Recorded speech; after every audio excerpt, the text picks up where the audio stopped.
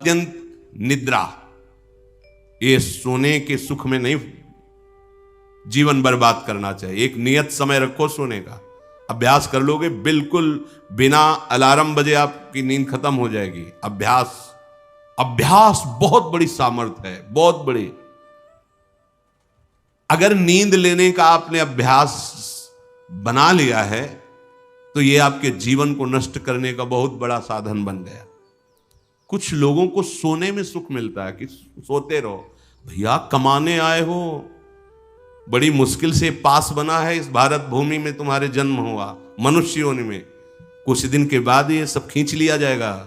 सोने में समय क्यों बर्बाद कर रहे हो? कमाओ, सत आचरण करो, समाज को सुख पहुंचाओ, नाम जप करो, बड़े बुजुर्गों को सुख पहुंचाओ, किसी को दुख ना पहुंचाओ। ये कमाई कर लो। कमाई करने आए हो यार, तुम्हारा कुछ नहीं, कुछ नहीं, ना था ना है ना रहेगा। होश में तुम्हें जो पद मिला है, जो सामग्री मिली, जो जीवन मिला है, लगा दो पर सुख में और निरंतर भजन करते हुए जीवन मुक्त हो जाओ। क्योंकि स्वसुख में पाप बने हैं तो तत्सुख में समस्त पापों पर विजय प्राप्त कर लो। पर समझ नहीं आता। हर समय हमें सावधान रहना। एक समय नींद को देना है, उचित दे लो, क्योंकि आप साधक हो, उचित दे लो। इसके बाद इससे शत्रु की तरह बर्ताव करो। अभ्यास बहुत बड़ी ताकत है, बहुत बड़ी ताकत। ये कोई सिद्धि नहीं, अभ्यास। आपने यदि अभ्यास किया है, नींद का आदर किया है, तो आप ऐसे भी हैं। साधकों के सामने बताया था उन्होंने कि मुझे बस भोजन पवा दो तो मैं सो जाऊंगा, फिर भोजन पाऊंगा, फिर सो जाऊंगा। मेरा अभ्यास इतना दृढ़ है। धन्य है आपका जीवन जो ऐसा अभ्यास सिद्ध कर लिया है। अरे बर्बाद करने के लिए सोना थोड़ी है। तो यहां कह रहे हैं अति निद्रा, उचित निद्रा आवश्यक है। जब तक शरीर भाव में साधना हो रही तो जरूरी है। और ईर्ष्या, दूसरे की बढ़ोतरी देखकर जो ईर्ष्या होती है, जो जलन होती है, ये उपासक को उपासना में बढ़ने नहीं देती। इसको संभालिए। एक ही उपाय है, जिस पे ईर्ष्या हो भगवत भाव कर लो। प्रभु मैं आपको जान नहीं पा रहा हूं, फिर भी मेरे अंदर में आपके प्रति, आपके ही प्रति है, क्योंकि आप ही हैं ना। प्रभु मेरा सुधार कर दो, बहुत जल्दी सुधार हो जाएगा। मोह, भले परिवार में रह रहे हो, पर इतनी तो बात समझ लो, ना वो तुम्हारे हैं ना तुम उनके हो। ये तुम्हें समझ में भले ना हो, पर डाल लो। सुत बनितादि जान स्वार्थ रत, ना करु नेह सभी ते, अंत ही तो ही तजेंगे पामर, तू न तजय बहीते। जैसे आप स्टेशन में होते हो तो किसी से मोह थोड़ी करते हो। बैठे हैं सब आसपास, कोई चाय पी रहा है, कोई हंसी मजाक कर रहा है, बातें कर रहे हैं, सब मिलान हो रहा है। गाड़ी आई, किसी से कोई मतलब नहीं, अपनी गाड़ी में। ऐसे ही जैसे प्याऊ में हम खड़े हैं, भीड़ है, पानी पिया, चल दिया। ऐसे ही आपको समय मिला है 70 वर्ष, 80 वर्ष, 100 वर्ष, उन जनों के बीच में रहकर अपनी गाड़ी का इंतजार करो और भगवत प्राप्ति करके अपने परम धाम जाओ। पर अगर नहीं समझ पाए तो ये माया ऐसा लगती, मेरा पुत्र, मेरी पत्नी, मेरा परिवार, मैं, पूरा समय चला जाता है। फिर जिनको तुमने मैं करके अब वो अंतिम समय दिखाई देता है, कोई अपना नहीं, कोई अपना नहीं। अभी मतलब आप तो अपने ही घेरे में हैं, जैसे अपने लोग भ्रमण किए तो देखा है, रो रहे हैं, उनके परिवार वाले उनसे बात भी नहीं करते हो। अवस्था ऐसी है कि डंडा के सहारे 2-4 कदम चल सकते हैं। वस्त्र मल से कौन साफ करे उनका। ऐसी, ये नहीं कि वो किसी एक की बात हो, इस स्वार्थी संसार कोई किसी का नहीं। तो हम ये नहीं कहते कि भाग जाओ, हम ये कहते उन्हीं के बीच में रहकर उनके हृदय में विराजमान प्रभु से अनुराग करो, ना कि देह से। देह एक सीमित समय वाला है, तुम्हारा भी और उनका भी छूटेगा। भगवत भाव करके खूब प्रेम करो, खूब सेवा सबकी करो। भगवत भाव विहीन आसक्ति तुम्हारे पतन का कारण बन जाएगी, जिसे मोह कहते हैं। मोह सकल व्याधिन कर मूला, ये मूल है, ये बहुत दुख देने वाला है। तृष्णा, भोगे हुए भोग को बार बार भोगने की इच्छा का नाम तृष्णा। ये डाइन है, इसे शास्त्रों में कहा गया है, ये डाइन है, कभी आघाती नहीं है। ये तृष्णा रूपी डाइन सबके हृदय में बैठी है। हर भोग को बहुत बार भोगा फिर भी भोगने की चाह, इसी का नाम तृष्णा है। और कायरता, जो नहीं होना चाहिए उसमें बहुत उत्साहित है, जो करना चाहिए, जो होना चाहिए उसमें, उसे कायरता कहते हैं। ये कायरता साधक में अगर है तो परमार्थ विहीन कर देगी।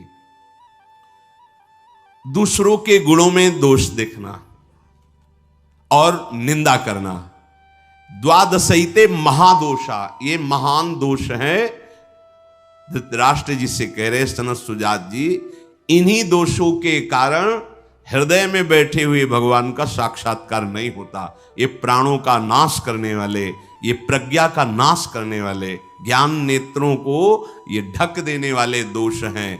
शोक, क्रोध, लोभ, काम, मान, अत्यंत निद्रा, ईर्ष्या, मोह, तृष्णा, कायरता, गुणों में दोष देखना और निंदा करना, ये 12 महान दोष साधक की साधना का नाश करने वाले हैं। भगवत अनुभव इन्हीं के कारण नहीं हो पाता।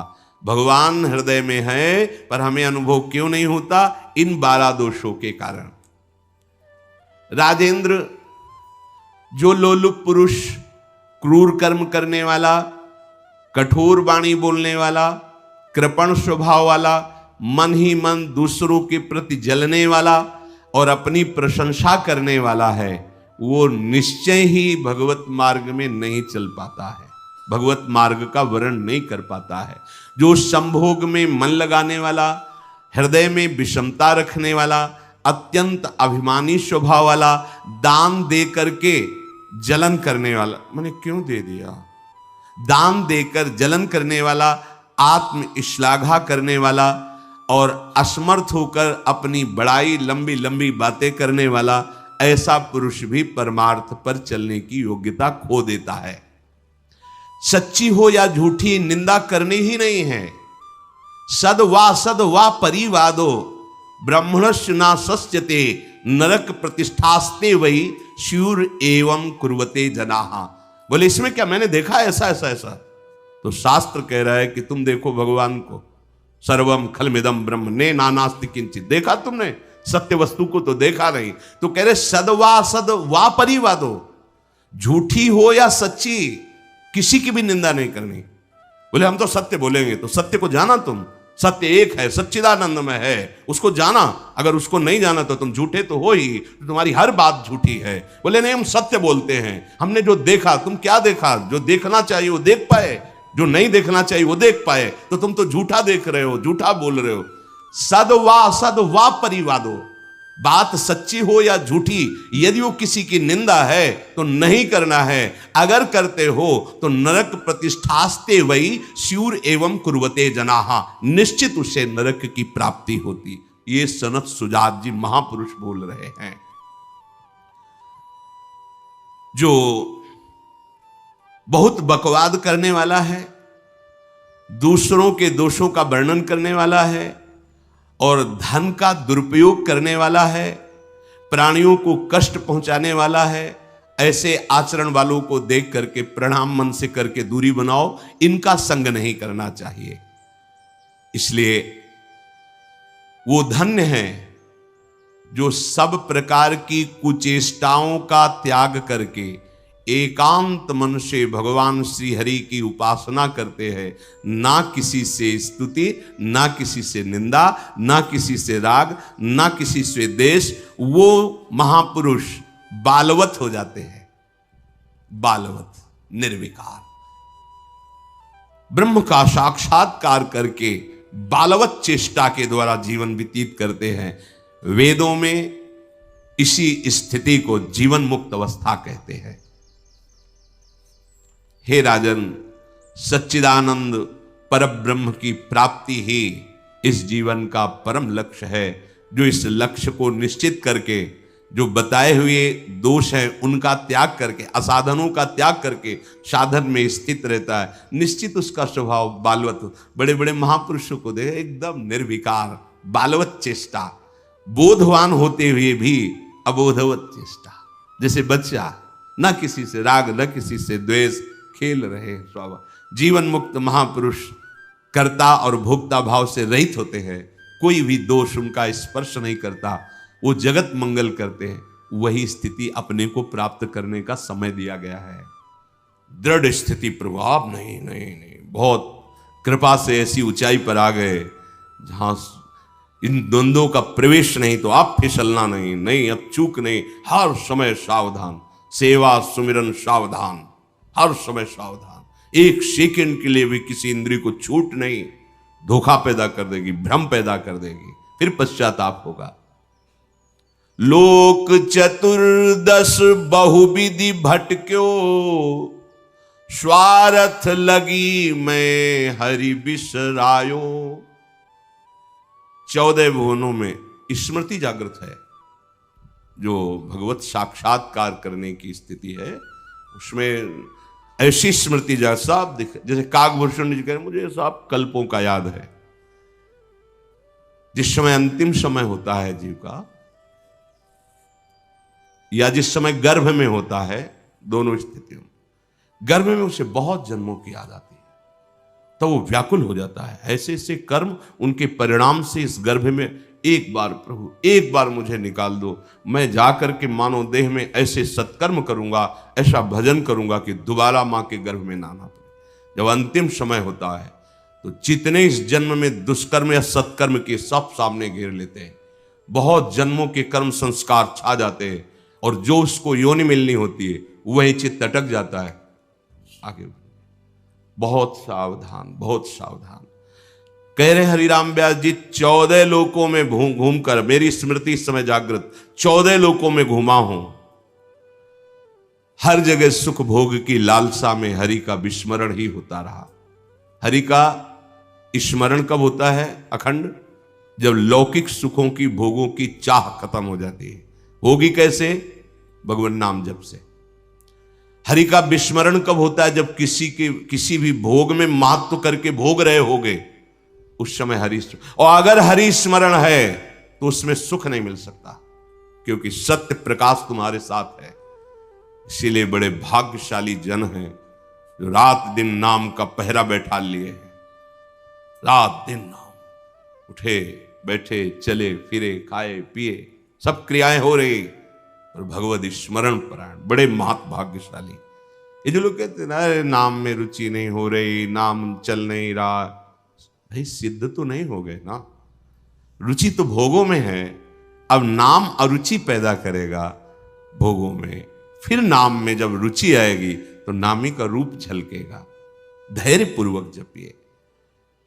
14 भुवनों में घूम आया, इसी स्वार्थ ने सुख भोग की लालसा ने हरि विस्मरण कराया, हरि बिसरायो।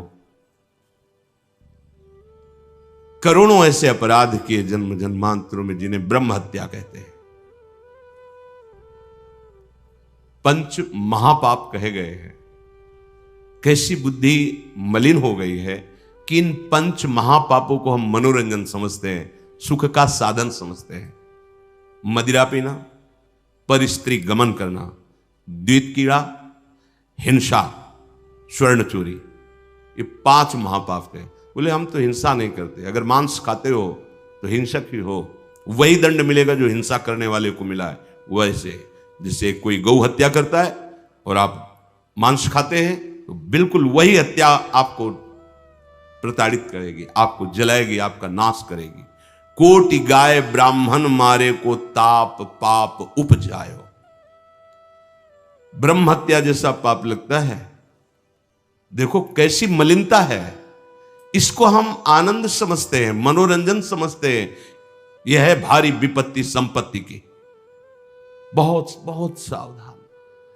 यह ऐसा धुआं उठा है कलिकाल का, मलिनता का, कि पापाचरण में रति है। जैसे निष्ठावान धर्मात्मा पुरुष धर्म से विचलित नहीं हो सकता, ऐसे ही हम अधर्म निष्ठा वाले बन रहे हैं। स्वागत में तो मदिरा ही प्रधान हो रही। कैसा कैसा बुद्धि काम नहीं कर रही। कैसे मंगल होगा, कैसे सुख होगा, जिसे शास्त्र के रचयिता भगवान स्वयं श्री कृष्ण द्वैपायन व्यास देव जी वो कह रहे हैं, ये पंच महापाप है, ये ब्रह्म हत्या के समान है। कैसा कैसा मनोरंजन। मित्र मिले, क्या स्वागत में मदिरा रखी जाए, और बहुत भाई धनी है, ऐश्वर्यवान, तो मांस भक्षण, और व्यभिचार, मनोरंजन के लिए द्वैत कीड़ा, दूसरों का धन अपहरण करना, हिंसा करना स्वभाव। क्या हो रहा है? बोले पाप ताप उपजायो, भारी ताप। कल जो है किसी को पूरी चमड़ी सड़ रही है, पूरी चमड़ी, चिल्ला रहे, पूरी चमड़ी उधेल रही, खून रक्त ऐसे मक्खियां भिन भिना रही। क्या हुआ? कर्म बिगड़ गया, मानव देह मिली, जीना मुश्किल है, प्रतिपल आह। अब जब तक जिए तब तक वो चीखता रहेगा। अर्थ नहीं है औषधि के लिए, कोई पास नहीं जा रहा है। कैसे आप समझो, जब कर्म अपना दंड देना प्रारंभ करेगा तो कोई तुम्हारी रक्षा नहीं कर पाएगा। बात समझो। हरिराम व्यास जी कह रहे हैं, कोटि गाय ब्राह्मण मारे को ताप पाप उपजायो। आप देश विदेश घूम रहे, आप मांस भक्षण कर रहे हैं, क्या आपको ये जानकारी है कि विधर्मियों ने तलवार की नोक पर उसको पवाने की चेष्टा करते थे तो गर्दन कटवा लेते थे जन, पर उसको कभी जवान पे नहीं रखा, ऐसे चीर दिए गए, स्वीकार कर लिया, पर उन्होंने उसको रख। आज तुम पैसे देके खाते हो, तुम जानकारी करते हो कि जो तुम देश विदेश ऐसे घूम रहे हो, गर्दन उतरवाना स्वीकार कर लिया पर चखा नहीं। आज तुम्हारी बुद्धि इतनी भ्रष्ट है कि तुम पैसा देकर उसे खाते हो और अपने को मनुष्य कहते हो, अपने को जो जो भी नाम दो कि हम ये सनातनी, हम ये धर्म में चलने वाले। आप क्या? सनातन भगवान का नाम है, भगवान का नाम सनातन है। तुम भगवान के हो तो भगवान की आज्ञा का पालन करो, तुम्हारे लिए जो बना हुआ आहार है उसे आप पाओ, धर्म पूर्वक चलो। महापाप हम हर्षित होकर करते हैं, बातें बड़ी बड़ी ज्ञान वैराग्य बड़ी उन्नति की बातें करते हैं, और हमारे आचरण कैसे होते हैं। सुधार करो भाई, सुधार कर लो। अगर आपको ये मानव देह मिला है तो संभाल कर लो, नहीं कितनी योनियों में भटकना पड़ेगा अभी पता नहीं। अज्ञान के कारण लगता है देख लेंगे, कुछ नहीं। सावधान हो जाओ। यदि आप जिस पशु का मांस खाते हैं उसी पशु की हत्या का आपको पूर्ण दंड मिलेगा। यानी कि मैं खरीद लाता हूं, मैं कोई हत्या तो नहीं करता, लेकिन आप पा रहे हैं ना, वही पाप आपको लगेगा, वही। कर्ता प्रेरक अनुमोदन। आगे कह रहे, कबहू स्वपचु शरीर धर्यो मैं, चोरी बल उदर बढ़ायो, कबहू क विद्या बाद स्वाद लगी, ब्राह्मण हुए पुजवायो, हरि बिनु छीन ना कहूं सुख पायो। कभी नीच प्रवृत्ति धारण करके, नीच योनि में जन्म लेकर के नाना प्रकार की चोरी कपट छल, बस कैसे पेट भरे। कभी बहुत विद्वान होकर के विद्या के अभिमान में तर्क विवाद करते हैं, प्रकांड पंडित थे ये, जहां भी जाते थे विजयश्री विद्वता से प्राप्त करते थे। तर्क जिभ्या में ऐसी प्रवीणता थी, कोई इनके सामने टिकता नहीं था। तो वहां फिर नमस्कार पूजा सम्मान वाहवाही। कबहू क विद्यावाद स्वाद लगी, ब्राह्मण हुए पुजवायो। जब कोई प्रणाम करता है, नमस्कार करता है, प्रशंसा करता है, अच्छा लगता है। वो अच्छा लगना देह भाव को पुष्ट करके भगवत विस्मृति के गर्त में गिरा देगा। कबहू करंक निशंक भयो, घर घर फिर जूठो खायो, कबहू क सिंहासन पर बैठो, छत्र चौर ढरवायो। कभी तो इतनी गरीबी देखी है, कभी किसी योनि में ये देखा कि राजा बन गया, छत्र चौर बड़ा वैभव, लेकिन उधर गरीबी में भूख से व्याकुल होकर भगवत स्मृति रहित जीवन गया। कभी इतना वैभव कि उसके अभिमान में प्रभु को भूलकर भटकता रहा।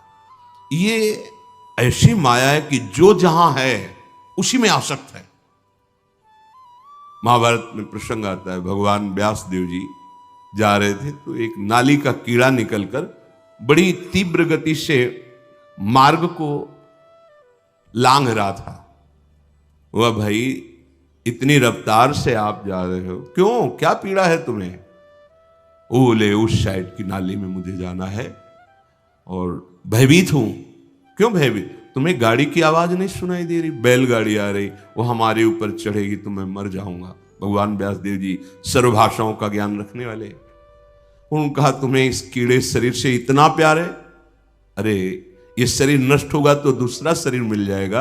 बोले आपको जो व्यास शरीर प्रिय है ना, ये उतना ही हमें ये कीड़े का शरीर प्रिय है।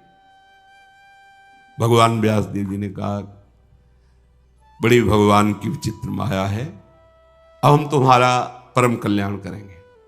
तुम एक बार मेरे कहने से रुक जाओ, अभी शरीर छूटेगा और तुम सुख को प्राप्त होगे, तुम्हें दुख नहीं मिलेगा शरीर छूटने के समय। स्तब्ध किया उसको, वो गाड़ी आई कुचल के। उसका फिर चतुर्वर्ण में जन्म हुआ मनुष्य योनि में। वो जब नवयुवक हुआ तो अपने इन्हीं सब कार्यों में, जो चतुर्वर्ण के कार्य, उसी में मगन गए भगवान व्यास देव जी। बड़ा बड़ा प्रसंग है, मुझसे छोटा करके। भाई तुम कौन हो? अपना परिचय। मैं अमुक कौन? नहीं नहीं, तुम्हें याद है? अब स्मृति जागृत हुई। हाँ मैं वही कीड़ा हूं जो आपसे, तो देखो तुम फंस गए ना फिर यहां। जैसे तुम्हें कीड़े का शरीर प्रिय था, ऐसे तुम ये इस शरीर में। नहीं नहीं, इसको भी छोड़ो। भगवान व्यास देव जी ने वो शरीर छुड़ाया। क्रम से वो प्रथम वर्ण में जब उस ऐसे राजा बना, तृतीय वर्ण, ओ चंवर डुलाए। तुम्हें याद है? हर वर्ण में उसका जन्म हुआ क्रम से। तुम्हें याद है? हाँ मैं चक्रवर्ती राजा हूं, मेरा है वैभव, मुझे स्मृति। नहीं नहीं, तब पूर्व, हाँ मैं नाली कीड़ा था, मैं ये समझो। भगवत स्मृति धारण करो, इस पे राग मत करो। वहां से त्याग कराया। जब प्रथम वर्ण में जन्मा, वो अपने कार्य में विद्वान होकर ऐसे वो पुरोहिता। फिर भगवान व्यास देव, तुम्हें याद है? शास्त्र याद है? ये सब नहीं, पूर्व स्मृति याद है? पूरी याद कर। हाँ भगवान, अब एकांत वन सेवन कर, और मैं जो ब्रह्म विद्या का उपदेश कर रहा हूं उसको धारण कर, तो परम पद को प्राप्त होगा। उसमें दिखाया कि जिस शरीर में जीव जाता है उसी को ऐसा मानता है ये मेरा है, और मानो पहली बार मैं इस सृष्टि में आया हूं, सब भूल जाता है, और जो उसके सामने परिवार भोग, उसी में आसक्त होकर उसी का चिंतन करके, ये बहुत काल से चल रहा है। ऐसा ही कथा वीडियो देखने के लिए मेरे चैनल को सब्सक्राइब करें। राधा वल्लभ श्री हरिवंश।